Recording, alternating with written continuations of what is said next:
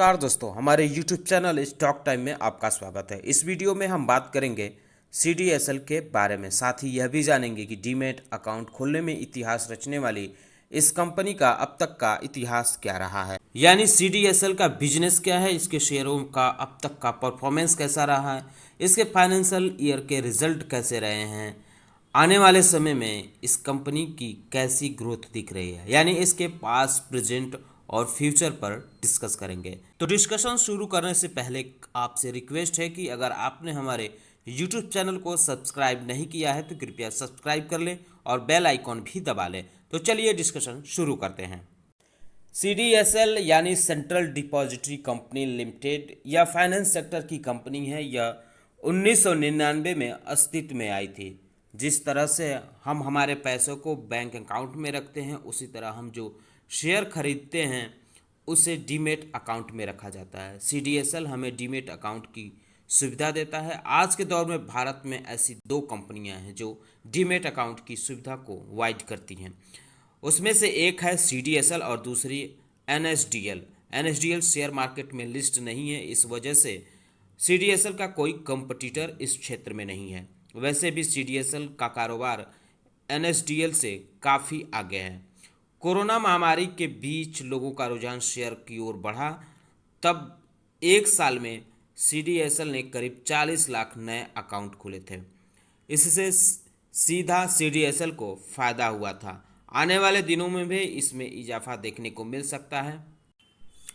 CDSL 2017 में share market की दुनिया में उतरा था। उसी समय इसने IPO लाया था। उस समय काफ़ी अच्छा खासा रिस्पॉन्स इसको मिला था।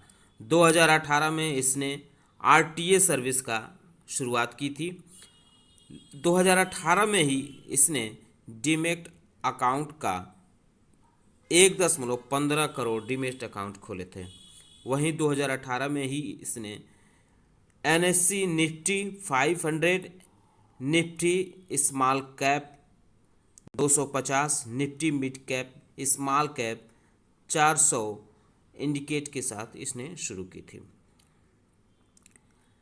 CDSL 2019 में डिपॉजिटरी अकाउंट भारत में सबसे ज़्यादा खुलने वाला बना था। 2020 में 2 करोड़ से ज़्यादा डीमैट एक्टिव अकाउंट में इसने इतिहास रचा था। वहीं 2021 में इसने 40 मिलियन एक्टिव डीमैट अकाउंट को क्रॉस किया था पहली बार। 2021 में ही इसने 50 मिलियन एक्टिव डीमैट अकाउंट को भी क्रॉस कर दिया था। 2022 में 4 अगस्त को इस कंपनी ने 7 करोड़ एक्टिव डीमैट अकाउंट के आंकड़े को हासिल कर लिया था। अब इसके पिछले 5 साल के फाइनेंशियल रिजल्ट पर नज़र डालें तो इस कंपनी ने मार्च 2018 में टोटल इनकम 178 करोड़ हुए थे। वहीं 2019 में 188 करोड़ हुए थे, जबकि 2020 में 211 करोड़ रुपए का टोटल इनकम हुआ था। वहीं 2021 में 312 करोड़ रुपए का टोटल इनकम हुआ था। 2022 के बारे में बात करें तो इस कंपनी को 480 करोड़ रुपए का इनकम हुआ था।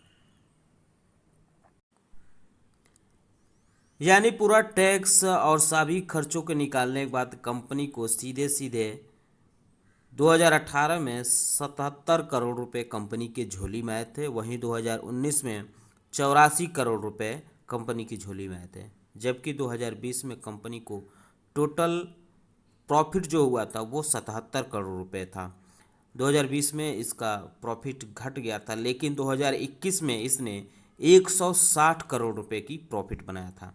2022 में इसने 263 करोड़ रुपए का प्रॉफिट बनाया था। ये कंपनी के खाते में सीधे सीधे पैसे आए थे, सभी टैक्स और एक्सपेंस को छोड़कर ये सीधे सीधे कंपनी को प्रॉफिट हुआ था।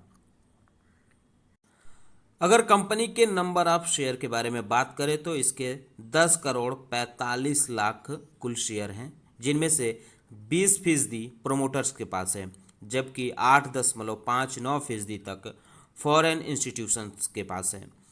एन बैंक म्यूचुअल फंड के पास 7.85% है। अन्य के पास 6.98% है और जनरल पब्लिक के पास 38.33% है। फाइनेंशियल इंस्टीट्यूशन के पास 18.25% इसके शेयर हैं। इस कंपनी के कुछ टेक्निकल टर्म के बारे में बात करें तो पीई यानी प्राइस टू अर्निंग रेशियो 42.76 है, जबकि ईपीएस 29.20 है। वहीं यह कंपनी का मार्केट कैप 1346 करोड़ रुपए है। इसका पीबी रेशियो 11.49 है। इस कंपनी ने पिछले 5 साल में कोई डिबेट बर्डन नहीं देखने को मिला है। वहीं इसकी बीटिंग ईयर की बात करें तो कंपनी का एनुअल रेवेन्यू ग्रोथ जो है 51.54% का रहा है पिछले 3 सालों में। स्टॉक रिटर्न के बारे में बात करें तो निफ्टी मिड कैप 100 के कंपेयर में इस कंपनी ने पिछले 3 साल में 548.57% का रिटर्न दिया है, जबकि निफ्टी मिड कैप 100 ने 101% का रिटर्न दिया है। इस कंपनी के शेयरों के परफॉर्मेंस के बारे में बात करें तो इसने महज आज दिन में 2% से ज़्यादा रिटर्न दिया है। वहीं पिछले 5 दिनों में इसमें 10% से ज़्यादा प्रॉफिट हुआ है। पिछले 1 महीने के परफॉर्मेंस के बारे में बात करें तो इसने 13.78% का रिटर्न दिया है। वहीं पिछले 6 महीने में इसमें बहुत ज़्यादा प्रॉफिट नहीं हुआ है। बीच में काफ़ी गिरावट देखने को मिली थी, इस वजह से महज 0.34% की बढ़ोतरी हुई है। 2022 के अब तक के परफॉर्मेंस के बारे में बात करें तो इसमें ज़्यादा गिरावट देखने को मिली है, 13.23% की गिरावट देखने को मिली है। वहीं 1 साल के परफॉर्मेंस के बारे में बात करो तो यह प्रॉफिट 9.92% यानी करीब 10% का प्रॉफिट इसमें देखने को मिल रहा है। पिछले 5 साल में इस कंपनी ने 270% से ज़्यादा प्रॉफिट दिया है। वहीं पिछले ऑल टाइम परफॉर्मेंस के बारे में बात करें तो इसने 408% का प्रॉफिट दिया है। यह कंपनी 30 जून 2017 को लिस्ट हुई थी। उस समय इस कंपनी का शेयर 260 रुपये पे था। आज की डेट में आप देख सकते हैं कि इस कंपनी का शेयर 1330 रुपये पे चल रहा है। बीच में इस कंपनी के शेयर ने 1734 रुपये को टच करके 52 वीक हाई बनाया था। हालांकि इसका लो इस समय 1015 है। एनएसई की वेबसाइट के मुताबिक इसका फेस वैल्यू 10 है। अब हम बात करते हैं सीडीएसएल डिविडेंड किस हिसाब से देता है। तो 2018 में इस कंपनी ने 35% का डिविडेंड दिया था, यानी 3.5 रुपये पर शेयर डिविडेंड दिया था। 2019 में यह बढ़कर 40% हो गया, यानी 4 रुपये पर शेयर का डिविडेंड दिया था। वहीं 2020 में इसने 45% का डिविडेंड दिया था, यानी 4.5 रुपये पर शेयर डिविडेंड दिया था।